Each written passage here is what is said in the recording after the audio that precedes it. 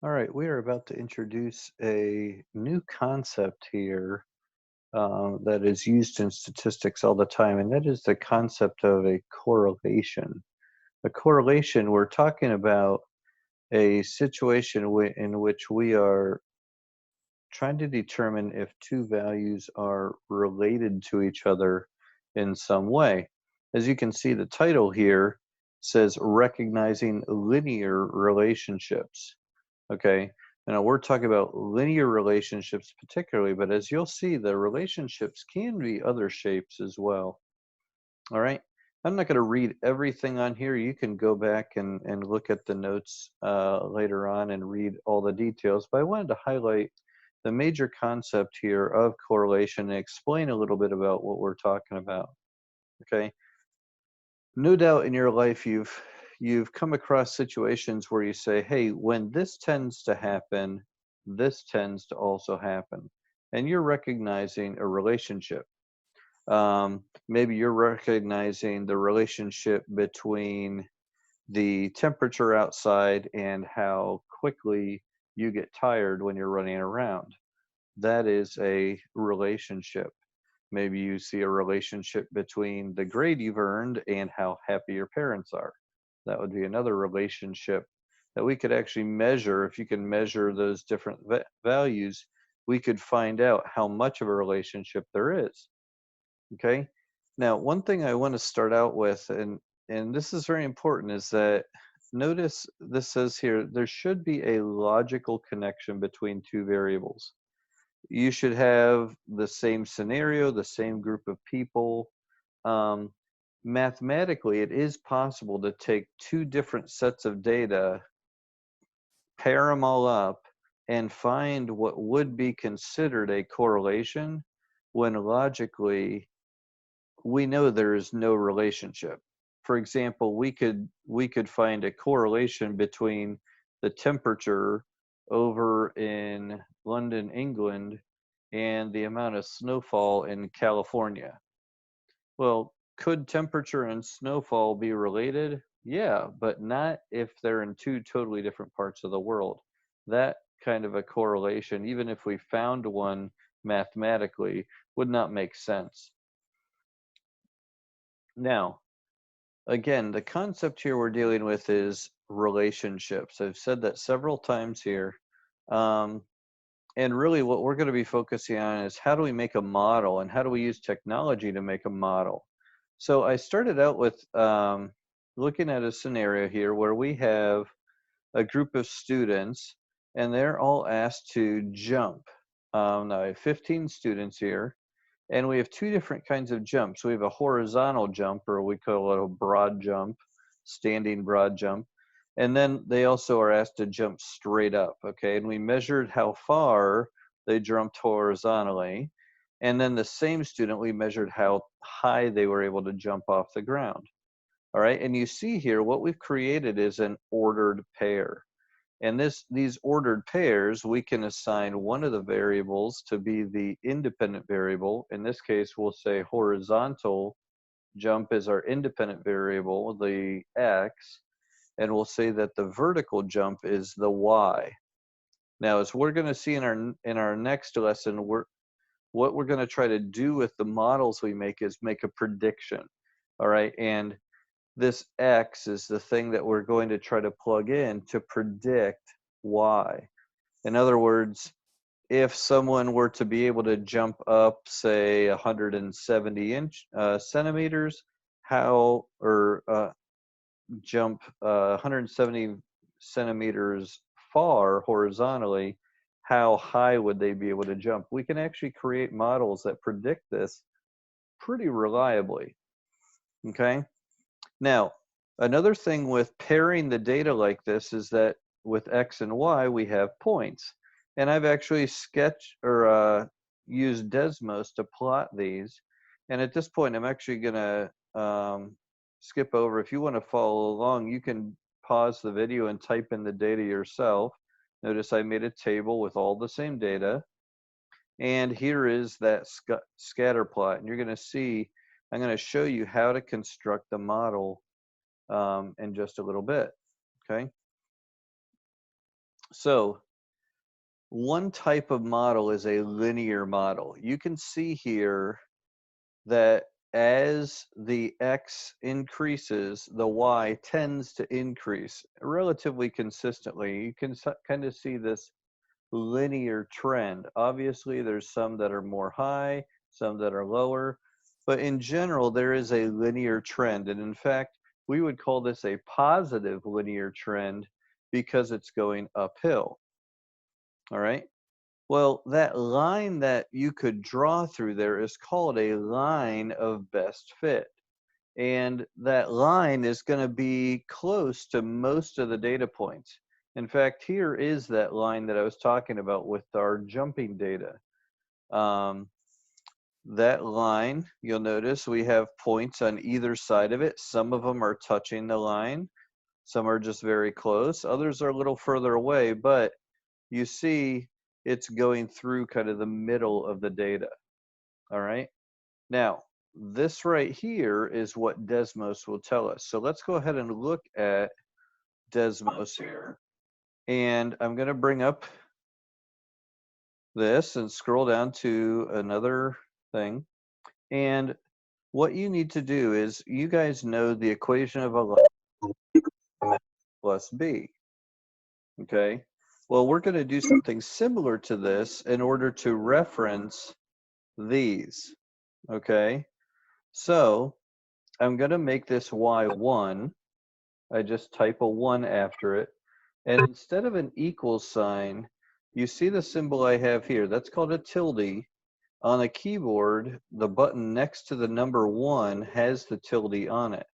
I believe you could even find it in the keypad if you search around enough. Oh yeah, right there. There it is. Okay, so that right there. And then we want to, again, reference the data in the table. That's x sub 1. So I'm going to type in x1. All right. And you'll notice there's the information that we're given. Okay.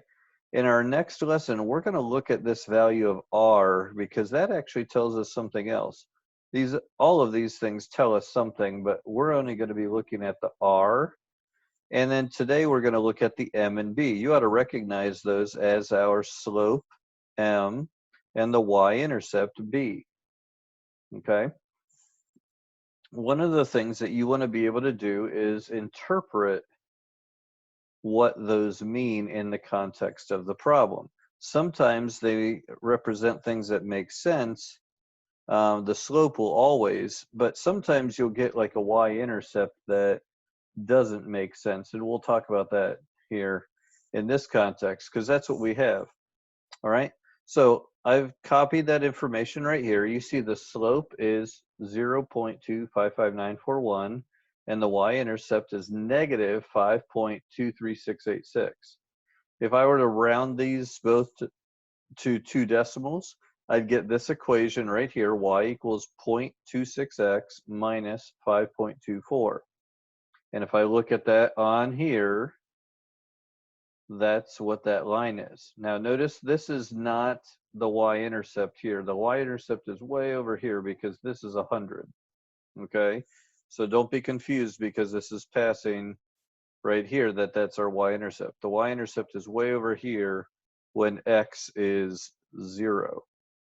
Okay, but one thing I do want to mention about the y-intercept would tell us in this case how high someone could jump if they were not able to jump horizontally at all.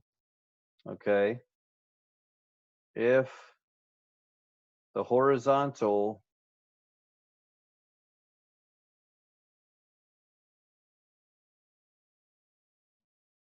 is 0 centimeters, then when they try to jump, this is telling us that they actually end up 5.2 centimeters below the floor. Okay? Now, it doesn't take a genius to know that that's impossible. Okay? Negative 5.24 centimeters. Of course not. Okay. So this is one of those where it doesn't make sense, but it is important that you understand how to interpret what that y-intercept is. We'll practice with this. The other thing, and this is one that's a little bit more tricky, is that slope. Okay. Now, remember your slope is rise over run. And if you think about what that is in the context, it'll really help you interpret. The rise is our y coordinate. Our y coordinate is the vertical jump.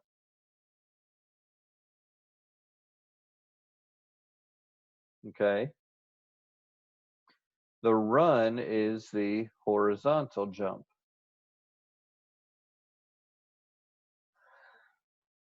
Horizontal jump.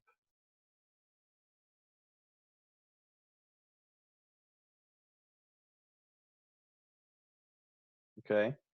So when I'm interpreting this, remember this is 0.26 over 1.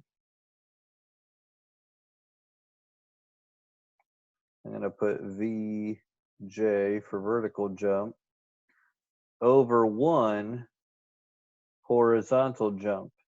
And remember, these are centimeters, okay? So what this means is that for every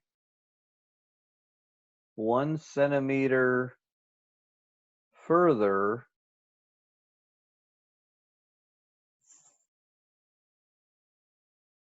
they can jump horizontally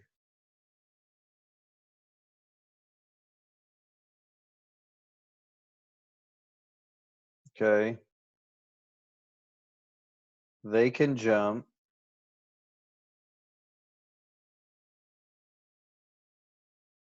0.26 centimeters higher vertically, of course. That's why we're saying higher. So that's what this slope is telling us. Every 1 centimeter further we can jump, typically that person is going to be able to jump 0.26 centimeters higher. Okay? So again, we will interpret these a lot more as we go on, but I wanted to introduce that right here from the start. Okay? So we've looked at Desmos, how we get this equation. Just to review this whole process, let me look at one more real briefly here. Okay, I'll get another set of data. All right, so I'll insert a different table. This says x3, y3 is what it gave me automatically. So I'm just going to do 1, 7, 6.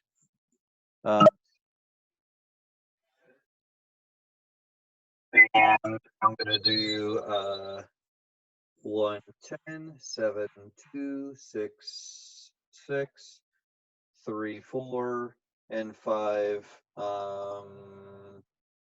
4. Okay, so I'm going to actually just get rid of this data so it's not interfering with our graph. Okay, get rid of that. All right, so here's my data. Zoom in. And as I look at this, this appears to have a somewhat linear trend, but in this case, it's going downward. So we would say it's a negative linear trend. So what I'm going to do is I want the actual equation of the line of best fit. So I'm going to do y3, because this is y3, is similar to, or I use the tilde. And then I have to do mx3 plus b. All right, and notice I have a negative slope, so that indicates a negative linear relationship. In this case, there's my slope, negative 0.965517, and there's my y-intercept. B is 9.44828. All right, so the equation of my line of best fit is y equals negative, if I round it to 2 decimals, negative 0.97,